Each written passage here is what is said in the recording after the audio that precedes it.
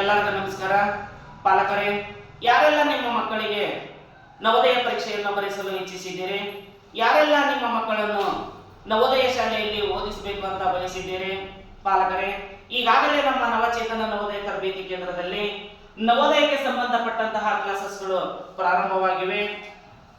ಇದೇ ವರ್ಷ ಡಿಸೆಂಬರ್ನಲ್ಲಿ ನಡೆಯುವಂತಹ ನವೋದಯ ಪರೀಕ್ಷೆಗೆ ಈ ಎಲ್ಲಾ ಸಿದ್ಧತೆಗಳನ್ನ ನಮ್ಮ ವಿದ್ಯಾರ್ಥಿಗಳು ಮಾಡ್ತಾ ಇದ್ದಾರೆ. ಪಾಲಕರೇ, ಯಾರೆಲ್ಲ ನಿಮ್ಮ ಮಕ್ಕಳಿಗೆ ನವೋದಯ ಪರೀಕ್ಷೆಗೆ ಕೋಚಿಂಗ್ ಅನ್ನು ಕೊಡಿಸಬೇಕು ಅನ್ಕೊಂಡಿದ್ದೀರಿ, ಕೂಡಲೇ ಕರೆ ಮಾಡಿ ನಿಮ್ಮ ಮಕ್ಕಳ ಹೆಸರನ್ನು ನೋಂದಾಯಿಸಿ.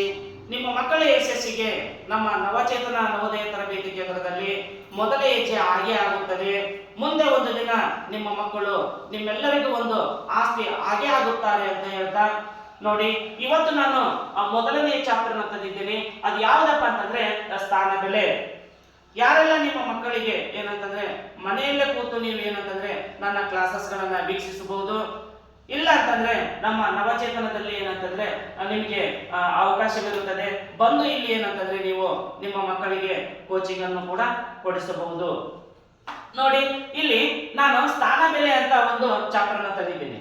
ಇದು ವೆರಿ ವೆರಿ ಇಂಪಾರ್ಟೆಂಟ್. ಯಾಕಂತಂದ್ರೆ without this concept you cannot learn anything in mathematics ಗೆ ಇದು ಒಂದು ಭದ್ರ ಬುನಾದಿಯಾಗಿದೆ. ನೋಡಿ, ಈಗ ಕೂಡ್ಸ ಲೆಕ್ಕ, ಕಳೆಯ ಲೆಕ್ಕ, ಗುಣಾಕಾರ, ಭಾಗಾಕಾರ, ಈ ರೀತಿ ಲೆಕ್ಕಗಳನ್ನ ಮಾಡ್ಬೇಕಾದಪ್ಪ ಅಂದ್ರೆ ಈ ಸ್ಥಾನ ಬೆಲೆಗಳು ನಮಗೆ ಮುಖ್ಯವಾಗಿ ಬೇಕೇ ಬೇಕಾಗುತ್ತದೆ. ನೋಡಿ, ಇಲ್ಲಿ ನಾವು ಸ್ಥಾನ ಬೆಲೆಗಳಲ್ಲಿ ನಾವು ಒಟ್ಟು 9 ಸ್ಥಾನಗಳನ್ನ ನೋಡ್ತೀವಿ. ಯಾವ್ಯಾವಪ್ಪ? ಬಿಡಿ, 10, 100, 1000, 10,000, ಲಕ್ಷ, 10 ಲಕ್ಷ, ಕೋಟಿ, 10 ಕೋಟಿ. ಈ ರೀತಿಯಾಗಿ ನಾವು 9 ಮನೆಗಳನ್ನ ಅಥವಾ 9 ಸ್ಥಾನಗಳನ್ನ ನೋಡ್ತಾ ಇದ್ದೀವಿ. ಈ 9 ಸ್ಥಾನಗಳನ್ನ ಅಥವಾ 9 ಮನೆಗಳನ್ನ ನಾವು 4 ಗುಂಪುಗಳನ್ನಾಗಿ ಮಾಡ್ತೀವಿ. ಹೌದಾ?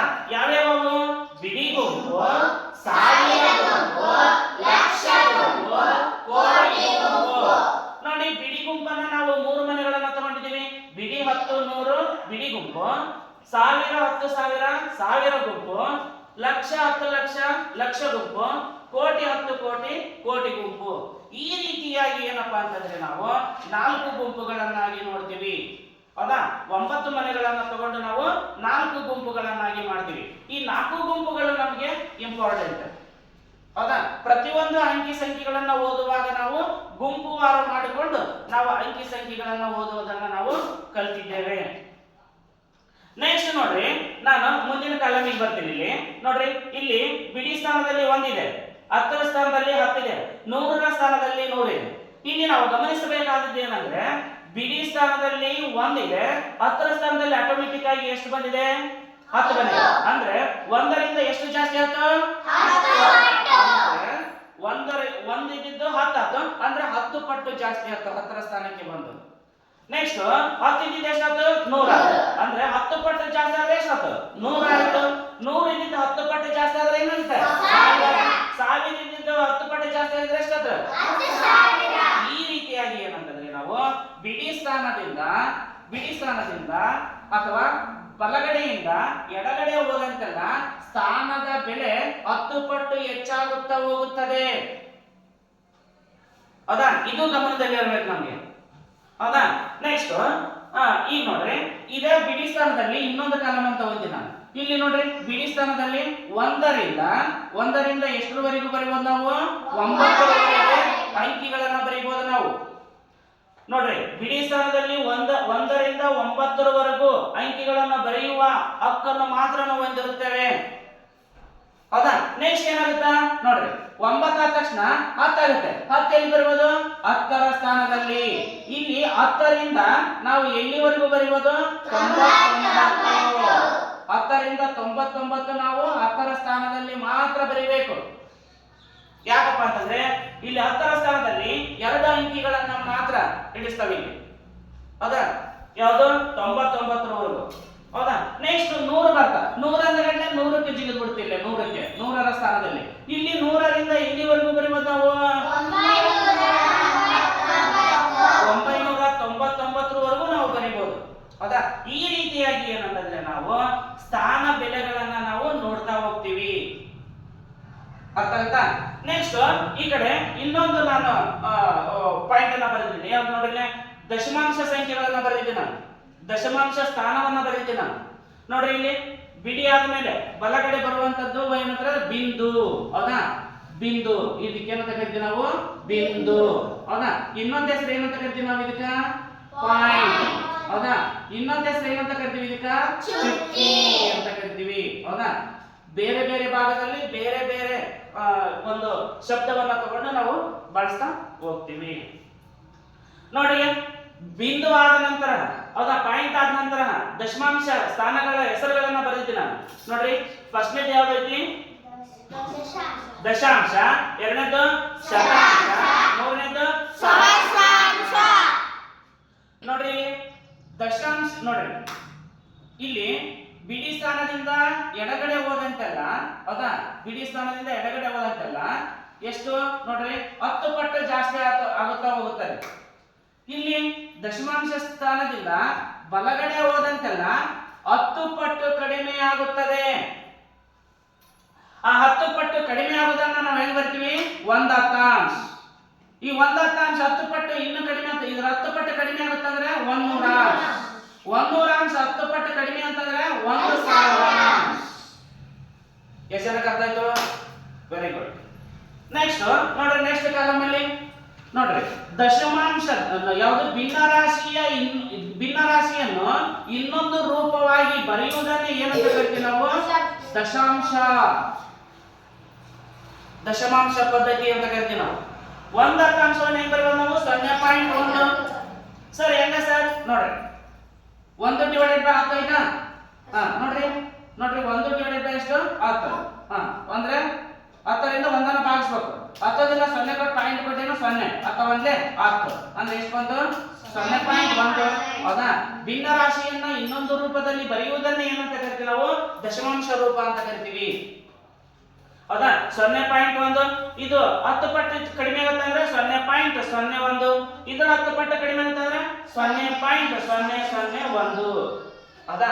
ಈ ರೀತಿಯಾಗಿ ನಾವು ಏನಂತಂದ್ರೆ ದಶಮಾಂಶ ರೂಪದಲ್ಲಿ ನಾವು ಈ ಸ್ಥಾನ ಬೆಲೆಗಳಲ್ಲಿ ನಾವು ಈ ರೀತಿಯಾದ ಅಂಕಿ ಸಂಖ್ಯೆಗಳನ್ನ ನಾವು ನೋಡ್ತಾ ಇದೀವಿ. ದಶಮಾಂಶ ಸಂಖ್ಯೆಗಳು ಎಲ್ಲಿರ್ತಾವೋ ಅಲ್ಲಿ ಪಾಯಿಂಟ್ ಇರ್ತಾ ಅಥವಾ ಅದು ದಶಮಾಂಶ ಯಾವುದು ಭಿನ್ನರಾಶಿ ರೂಪದಲ್ಲಿ ಇರುತ್ತೆ.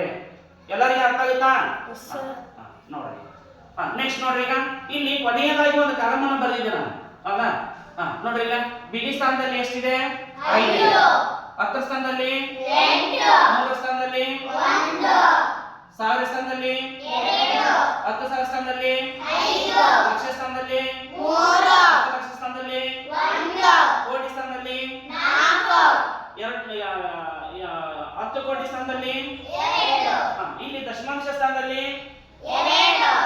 ಶತಾಂಶ ಸ್ಥಾನದಲ್ಲಿ 3. ಸಹಸ್ರಾಂಶ ಸ್ಥಾನದಲ್ಲಿ 8. ನೋಡ್ರಿ, ಈ ರೀತಿ ಅಂಕಿ ಸಂಖ್ಯೆಗಳನ್ನ ನಾನು ಬರೆದಿದ್ದೇನೆ. ಈಗ ನೋಡ್ರಿ, ನಾನು ಆ ಸ್ಥಾನದ ಬೆಲೆಗಳನ್ನ ನಾವು ನೋಡ್ತಾ ಹೋಗೋಣ. ನೋಡ್ರಿ, ಬಿಡಿ ಸ್ಥಾನದ ಬೆಲೆ ಎಷ್ಟಪ್ಪ ಅಂತಂದ್ರೆ 5. 10ರ ಸ್ಥಾನದ ಬೆಲೆ ಎಷ್ಟಪ್ಪ? 8 ಬಿಟ್ಟು ಎಷ್ಟಾಗ್ತಿದ್ದು? 80. ಎಷ್ಟಾಗುತ್ತಾ? 80. 100ರ ಸ್ಥಾನದಲ್ಲಿ ಎಷ್ಟೈತಿ? 1 ಐತಿ. ಈ 1ರ ಸ್ಥಾನ ಬೆಲೆ ಎಷ್ಟು? 100. Very good. 2ರ ಸ್ಥಾನ ಬೆಲೆ ಎಷ್ಟು? 2000. ಅರ್ಥ ಆಯ್ತಾ? ಈ ರೀತಿ ಏನಂತಂದ್ರೆ ನಾವು ಅವುಗಳ ಬೆಲೆಯನ್ನ ಕೇಳಿದಾಗ ಈ ರೀತಿ ಬರ್ಕೊಂತ ಹೋಗ್ತೀವಿ. ಫಾರ್ ಎಕ್ಸಾಂಪಲ್ 3ರ ಸ್ಥಾನ ಬೆಲೆ ಎಷ್ಟು? 3 ಲಕ್ಷ. ಎಷ್ಟು? 3ರ ಸ್ಥಾನ ಬೆಲೆ ಎಷ್ಟು ಅಂತಂದ್ರೆ ಏನ್ ಹೇಳ್ತೀವಿ? 3 ಲಕ್ಷ. ಹೌದಿಲ್ಲ? 3 ಲಕ್ಷ. ಈಗ ದಶಮಾಂಶ ಸ್ಥಾನದಲ್ಲಿ ಇರೋದು. ಈಗ 2ರ ಸ್ಥಾನ ಬೆಲೆ ಎಷ್ಟು? 0.2. 3ರ ಸ್ಥಾನ ಬೆಲೆ ಎಷ್ಟು? 8ರ ಸ್ಥಾನ ಬೆಲೆ ಎಷ್ಟು? 0.008. ನೋಡಿ, ಈ ರೀತಿಯಾಗಿ ನಾವು ಏನಂತಂದ್ರೆ ಸ್ಥಾನ ಬೆಲೆಗಳನ್ನ ಬರಬೇಕು. ಹೌದಾ? ಯಾವುದೇ ದಶಮಾಂಶದಲ್ಲಿ ಹೇಳಿದ್ರೆ ಸ್ಥಾನ ಬೆಲೆಗಳನ್ನ ಬರೀಕೋಬೇಕು. ಮತ್ತು ಇಲ್ಲಿ ನೋಡ್ರಿ, ಇಲ್ಲಿ ಇನ್ನೊಂದು ಪಾಯಿಂಟ್ ಮಾಡ್ತಿದ್ವಿ. ಇದಕ್ಕೆ ಪೂರ್ಣ ಸಂಖ್ಯೆಗಳು ಅಂತ ಕರಿತೀವಿ. ಪೂರ್ಣ ಸಂಖ್ಯೆಗಳು. ಹೌದಾ? ಪೂರ್ಣ ಸಂಖ್ಯೆಗಳ ಪೂರ್ಣ ಸಂಖ್ಯೆಗಳ ಸ್ಥಾನ ಬೆಲೆಗಳನ್ನ ಕೇಳಿದ್ರೆ ಬರೆಯಕ್ಕೆ ಬರಬೇಕು. ನೆಕ್ಸ್ಟ್ ಇದಕ್ಕೆ ಏನಂತ ಕರಿತೀವಿ ನಾವು? ದಶಮಾಂಶಗಳನ್ನ ಅಪೂರ್ಣ ಸಂಖ್ಯೆಗಳು ಅಂತ ಕರಿತೀವಿ. ಏನಂತ ಕರಿತೀವಿ? ಅಪೂರ್ಣ ಸಂಖ್ಯೆಗಳು. ಈ ಅಪೂರ್ಣ ಸಂಖ್ಯೆಗಳ ಸ್ಥಾನ ಬೆಲೆಗಳನ್ನು ಬರೀರಿ ಅಂದ್ರೆ ನಮಗೆ ಬರೆಯಕ್ಕೆ ಬರಬೇಕು. ಹೌದಾ? ಈ ರೀತಿಯಾಗಿ ಏನಂತಂದ್ರೆ ನಾವು ಇಡಿಯಾಗಿ ಈ ಸ್ಥಾನ ಬೆಲೆಗಳನ್ನ ಕಲಿತಿದ್ದೆ ಅಂತಂದ್ರೆ ಮುಂದಿನ ತರಗತಿಗಳು ಎಲ್ಲರಿಗೂ ಅರ್ಥ ಆಗೇ ಆಗ್ತಾವು. ಹೌದಾ? ಎಷ್ಟು ಜನಕ್ಕೆ ಅರ್ಥ ಆಯ್ತು?